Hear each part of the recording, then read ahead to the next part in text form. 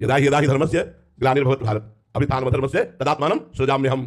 भगवान धर्म की स्थापना के लिए पिता है, किसी के भाई हैं, किसी के मित्र हैं, और सब कर्तव्य निर्वाह करना है। और अपने अहम से कि मैं पति हूं, तो अब नहीं, मैं प्रभु का हूं, मेरा आश्रय। सीमा गर्ग जी। राधे राधे महाराज जी। महाराज जी, संत और असंत में क्या अंतर है?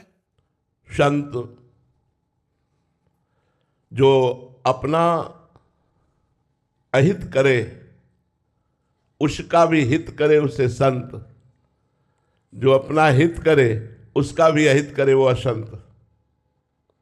असंत भगवान से विमुख, पापाचरणरत, शास्त्र की आज्ञा के विरुद्ध आचरण करने वाला, मनमानी आचरण करने वाला, समस्त आसुरी संपदा से युक्त, शास्त्र आज्ञा का पालन करने वाला, दैवी संपदा से युक्त, सर्वलोक मंगल चाहने वाला, निरंतर भगवान के चरणों में अपने चित्त को समर्पित किए हुए काम क्रोधादि दोषों पर विजय प्राप्त किए, वही संत है।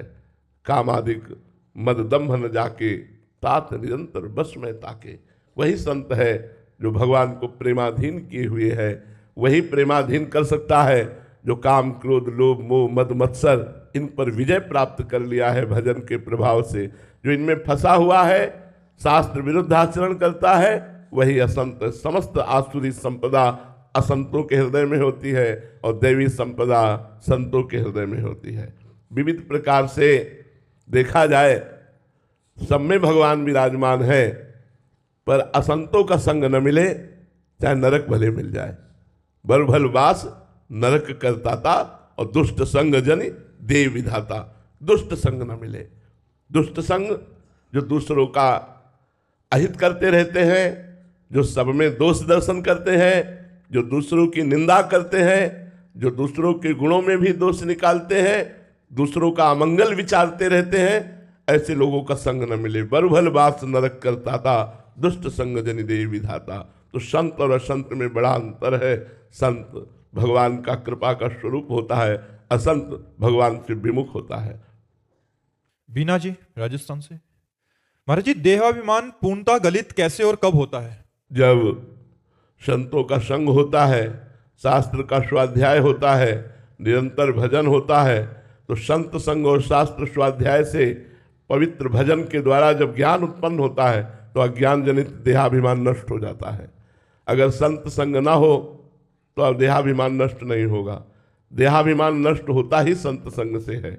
बहुत कृपा है जिनको संत संग मिला है और वो भजन परायण है। धीरे धीरे देहाभिमान गलित हो जाएगा, ये धीरे धीरे नष्ट होगा। एकदम नष्ट होने वाला नहीं कि आज भजन किया खत्म देहाभिमान, नहीं, बहुत लंबे समय तक चलेगा।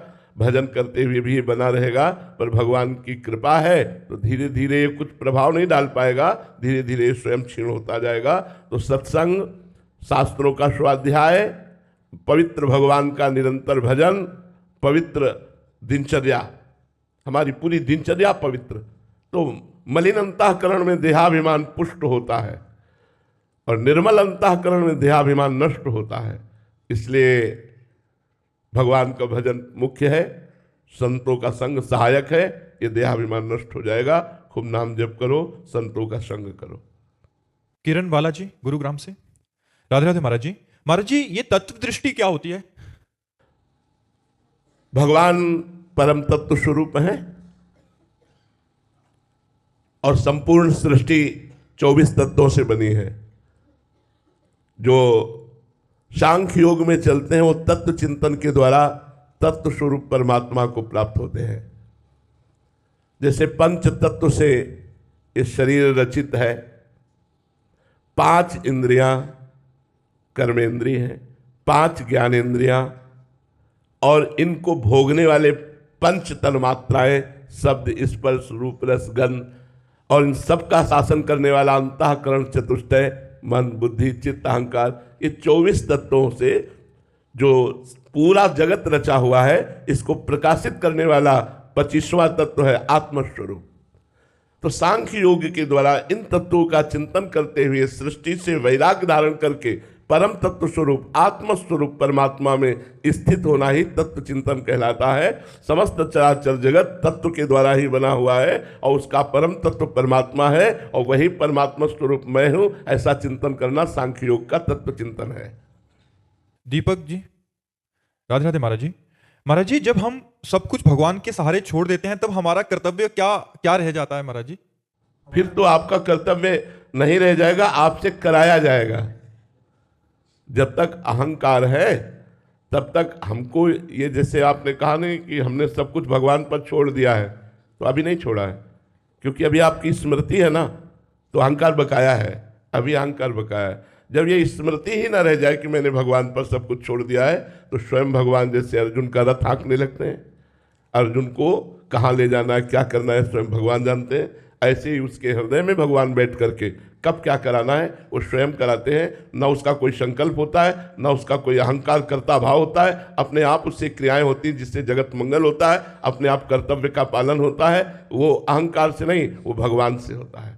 जब संपूर्णतः भगवत समर्पित चित्त हो जाता है तो हृदय में बैठे हुए भगवान स्वयं बागडोर संभाल लेते हैं। और जैसे कठपुतली को नचाने वाला जैसा चाहता है वैसे ही कठपुतली नाचती है, ऐसे ही उस व्यक्ति के द्वारा सारे कार्य होते हैं, कराने वाले भगवान होते हैं। और दिखाई वो देता है कि वो कर रहा है। करें करावें आप सब और जने बढ़ाई दे।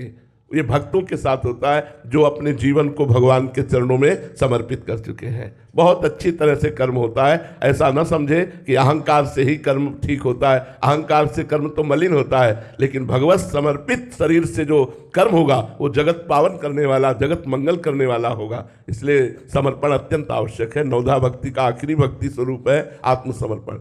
बड़ा कठिन है आत्मसमर्पण कर पाना। ये अहंकार बड़ा बाधा पहुंचाता है आत्मसमर्पण करने में। संजीव दीक्षित जी, कानपुर से। महाराज जी, इनका भी सेम ही प्रश्न है कि सर्वधर्मान् परित्यज्य माम एकम शरणम ब्रज। महाराज जी, सभी धर्मों को त्याग कर केवल मेरी शरण में आ जाओ, मैं तुम्हें सभी पापों से मुक्त कर दूंगा, तुम डरो मत। महाराज जी, मार्गदर्शन चाहता हूं कि यदि हम सब कर्मों को त्याग देंगे तो प्रभु की शरण में कैसे पहुंच पाएंगे, क्योंकि कर्मों से ही धर्म बनता है। आप समझो, धर्म का सबसे पहले आश्रय लिया जाता है। धर्म का आश्रय लिया जाता है, फिर धर्म के अनुसार आचरण किए जाते हैं। बिना आश्रय के आचरण नहीं होता।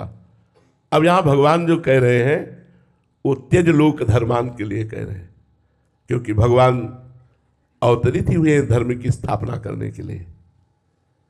यदा ही धर्मस्य ग्लानिर्भवत भारत अभ्युत्थानम धर्मस्य तदात्मानम सृजाम्यहम्। भगवान धर्म की स्थापना के लिए अवतरित हुए हैं। तो भगवान धर्म त्याग की जो बात कह रहे हैं उसको बड़ी सूक्ष्मता से समझना होगा।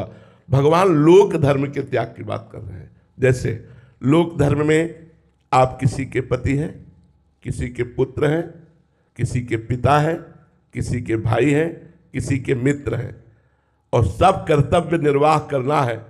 अपने अहम से कि मैं पति हूं, तो अब नहीं, मैं प्रभु का हूं, मैं इनमें से किसी का नहीं हूं, प्रभु का हूं। हाँ, प्रभु ने मुझे कर्तव्य दिया है कि इसे पत्नी की तरह व्यवहार में, इसे बहन की तरह व्यवहार में, इसे माँ की तरह व्यवहार में, इसे पिता की तरह व्यवहार में, इसे पुत्र की तरह व्यवहार में, तो मैं कर रहा हूं, लेकिन मैं प्रभु का हूं। मैं इन सब धर्मों के आश्रित नहीं हूं, मैं प्रभु के आश्रित हूं। और ये जो कर्तव्य कर्म कर रहा हूं ये केवल प्रभु की इच्छा, प्रभु की आज्ञा का पालन करने के लिए, क्योंकि प्रभु ने मुझे गृहस्थ में रखा है। हमारी बात को अच्छे से समझ रहे ना? हाँ, मेरा आश्रय भगवान है, मैं भगवान की प्रसन्नता के लिए कर रहा हूं। त्यज लोक धर्मान। जब त्यज लोक धर्मान हो गया तो भागवत धर्म जागृत हो गया और जीव समस्त पापों से रहित होकर मुक्त हो गया। हम इन्हीं धर्म बंधन में बंधे हैं। ये धर्म बंधन की छोटी छोटी रस्सियां एक में मिलकर मुझे माया में बांधे हुए हैं। इसी माया में धर्म बंधन से मुक्त होने के लिए, भागवत धर्म को स्वीकार करने के लिए भगवान आदेश करते हैं, सर्वधर्मान परित्यज्य माम एकम शरणम व्रज। मेरी एक शरण में तू हो जा, मेरा आश्रय ले ले और फिर कर्तव्य कर्म का पालन कर। भगवान की जब शरण में अर्जुन जी हो गए तो भगवान ने क्या कराया? कर्तव्य का पालन कराया कि नहीं कराया? तुम छात्र धर्म से युक्त हो, युद्ध तुम्हारा इस समय परम कर्तव्य है। वो कह रहे संन्यास लेकर भजन करूंगा, भगवान कह रहे नहीं, यदि तुम मेरी शरण में हो तो मेरे वचनों का पालन करो, माम निस्मर युद्ध च, मेरा स्मरण करते हुए युद्ध करो। तो भगवान ने क्या कराया? धर्म का ही तो पालन कराया। तो हमें क्या करना है? आश्रय भगवान का लेना है और कर्तव्य कर्म समझ करके अपने संबंधों का निर्वाह करते हुए उन सबको भगवान की शरण में समर्पित कर देना। कृष्णार्पणम मस्तु, जिससे आपको भगवत प्राप्ति हो जाएगी। समझ पाए आप जी?